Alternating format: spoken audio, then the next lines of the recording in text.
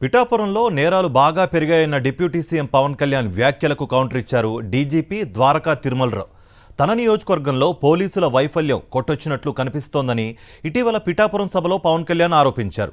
దీనిపై స్పందించిన డీజీపీ తాను ప్రూఫ్స్ లేకుండా మాట్లాడనని, రాష్ట్రం మొత్తం సైబర్ నేరాలు తప్ప క్రైమ్ రేట్ మొత్తం తగ్గిందన్నారు. ఆయన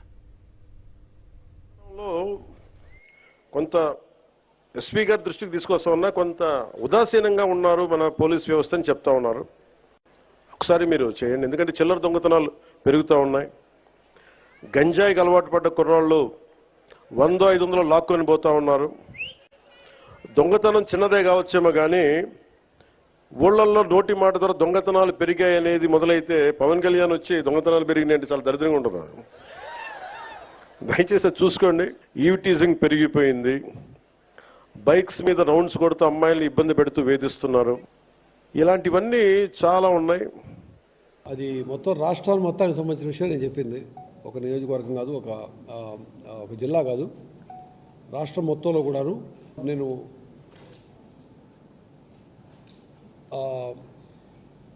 ప్రూఫ్ లేకుండా మాట్లాడను. కొద్ది రోజుల క్రితమే